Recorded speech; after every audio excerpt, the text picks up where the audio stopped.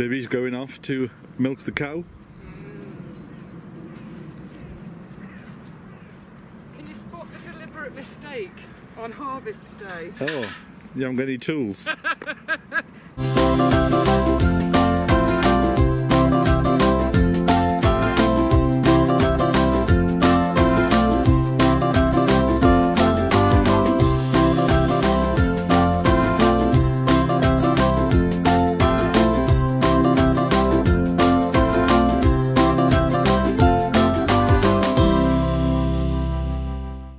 That one doesn't look very happy in the end, does What it? varieties are these then, Vivi?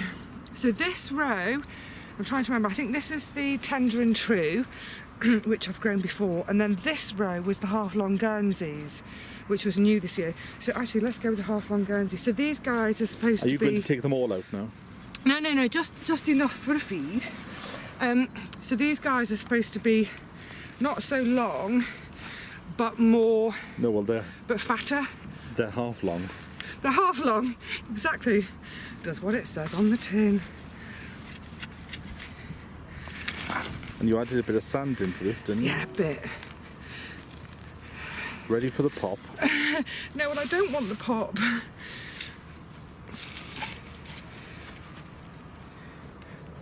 It won't be long before we'll be putting the seeds in again. I know. Oh, yeah, so on that, someone was asking the other day about when to sow. It's not so much when, in terms of the calendar... Sorry, excuse me a second. It's not so much when in terms of the calendar as opposed to when in terms of temperature. So you want your soil to be at 8 degrees C. In Wales, we would always sow them in February. Now, is this going to be a big one? This is the good thing about the root vegetables. You never know what's going to come out. I until absolutely you love pull it. root veg for that very reason. It's like you're either going to be made ecstatically happy I don't think you will be or with a that bit one. miserable. Oh, No. Okay, so they're that one will make you feel a bit forked. a bit rubbish. You know, at the end of the day though, they'll all go in the pot. Oh, they're just a bit too close. Look at that, that's rubbish. Let's see. This looks like a one for the Harrogate show bench. Look at that. Three for the price of one there. That just goes to show, doesn't it, that I didn't get on top of the thinning. Okay. But then they're decent size. It's like, do you want big, thick ones or? Yeah, it's like I'm not interested. Look, I'm not interested in competition. I'm interested in taste. Oh, I've left that one. Let's have a look Oreo at the... likes a good parsnip. You alright, Oreo? You've had your feed. So let's have a look at the tender and true. Oh, I just I heard a pop. Look, they've all really forked, haven't they? I wonder if the... I don't think I put any compost in. I'm just wondering if it was a bit rich. Because really rich soil can make them fork, I understand.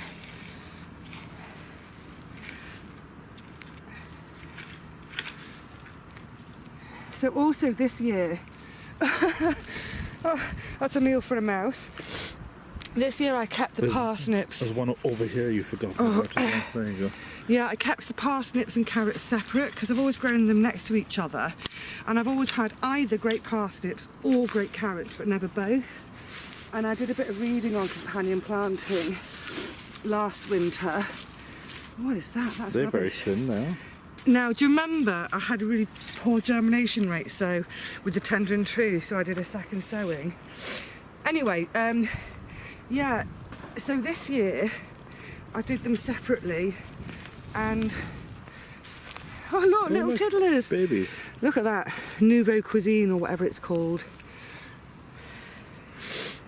That'll be nice, just roasted whole. Yeah, so they seem to have grown better being separate. Oh, one more, I can't help myself. One more for the road. Let's have another halfy longy. Do you notice the difference in Excuse me, flavour? sniffy. Oh, do I? Yeah. I haven't had any out yet. I've no idea. That's a big one. What you done for, Kit?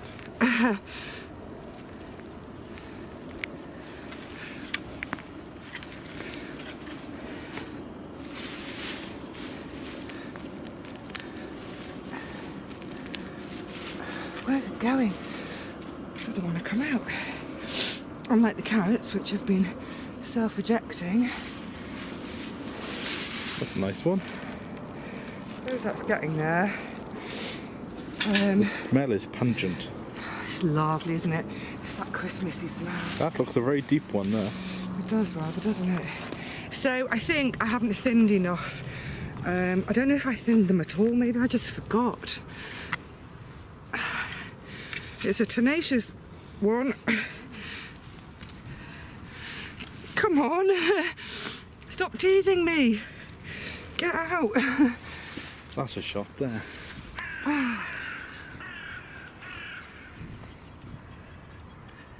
Give it a pull.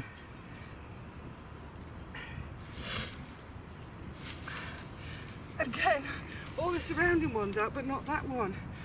Right, I'm not going to be beaten.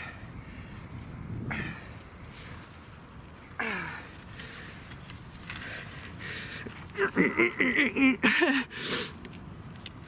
think you might have to get a good grip in it.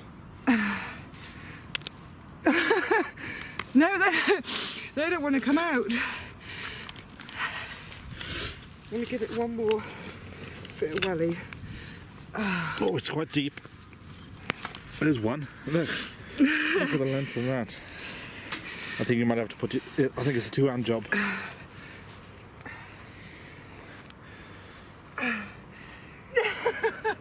It's not Go on. coming. Give it a good heave. You just want to see me go flying backwards, don't you? I need to get...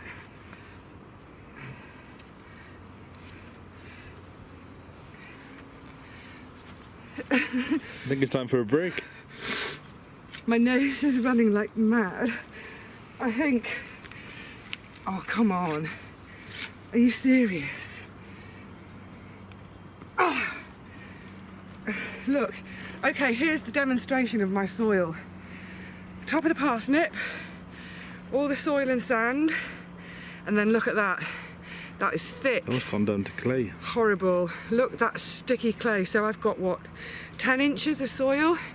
And then that's just absolutely... So our clay is very nutrient rich, but it's just horrible to work with. Oh. Well, I'm quite exhausted now. Should we have a cup of tea? Oh. It's December and Vivi's on her allotment and she's harvesting the last of her carrots. It's not quite the last, but I tell you what, it's soup time. What variety of carrot is this then, Vivi? Look, they all got a bit jumbled up this year because I did like 3 or 4 sowings because the foxes kept scratching them, but I think it's my good old favourite Autumn King. Look at that. I like them because That's a prize winner. I use them for soup and they've got a really strong taste. They're lovely. So yeah, they've been... Put that up to your face so we get a bit of perspective. Look at that. It's a whopper! Yeah, that and, you know, a litre of stock, a handful of me... But when you store them, it's best to cut, so cut the leaves off. When you take them home, if you're not going to use them straight away, or if you're putting them in a sandbox for winter storage, get your tops off, because if you leave them on, as pretty as they are, they actually wick the moisture out of the carrots. You'll end up with really dry, gnarly, horrid carrots. No one wants a dry, gnarly, horrid carrot. If you took your top off in this weather, you would be. You'd be dry and gnarly. Look at the size of them. I did do some rainbow as well, so I'm thinking that might be one of the rainbows. And again, I think it's like with the Look at that there. They're even self-cutting as well. No, look, they're self-cutting as well. Oh, if I just... Oh dear. Yeah. Are you going to dig these all up today? No. Look, if we don't really get really hot. Oh look, these are some of the candles as well. We don't really get Oh, It's a bit of an interesting one. we're not really expecting at the moment to have any really, really hard, nasty frost or snow. If we were expecting, 3 feet of snow, This is what they call frozen food. I'd probably have them out. But in actual fact, if you get them all out of the ground, where are you going to store them? How are you going to store them? If your ground isn't going to freeze over, well, that one's gone sideways, then in fact the best way to store them is to just leave them in the ground. Having said that though, if you are expecting a really, really, really hard frost, you can do one of two things. You can either bed them in with a load of straw in the hopes that you stop the ground from freezing hard, so you can still dig them out, or get them out and store them in damp sand in your garage. If you want to leave them in the ground, I'd throw a few handfuls of straw on top. That one's got a very big nose. Look, it's even bigger than mine. I think that will do for today's soup fest. Yeah, but the Autumn King, love them. Great flavour. I don't know that. Did you put any sand in this ground last year? Oh, only a tiny bit. I had minimal sand left. And what type of sand? Oh, it's just some sharp grit sand. But what I did do for the whole row, if you imagine it sort of my wheelbarrow here, I kind of spaded it out into the barrow and then sifted it back in, so that hopefully I'd remove some stones, but also just make it a bit lighter, because it is really horrid soil we have here. Nice bubble. But yeah, so hopefully these 2 rows will last me maybe to the end of February, and the parsnips the same. Hopefully everything that's in the ground still should last me sort of end of February, end of March. Plus I've got at home, I've got stored squash, stored onions, masses of stored beans and chickpeas, masses of bottled tomatoes. So the idea is that with some fresh stuff and all the dried and bottled stuff, that they actually take me right through till sort of May, beginning of June, when the first new fresh stuff of the new season starts coming in. So hopefully, fingers crossed, as the years have gone by, I've learnt more and more. So hopefully this will be the first time where I've actually got the numbers right to just keep me going for a whole year. And if it is, how fantastic is that? And that one there, actually these 2 I'm going to have out just because they've been annoying me. Some of these carrots are so big they're actually pushing themselves out of the ground. And this one's been winking at me for weeks now, so I'm having it out. Oh, look at that. The state of that, that's ridiculous. Let's have a look at the smilers on her face. It's more like, what is going on with the carrots? I'm going to be making 4 litres of soup, and I want this one as well, because this one's been winking at me as well. When you're on your plot trying to do your work, mind your own business, and the carrots are actually laughing at you. I think this one's going to go round the corner.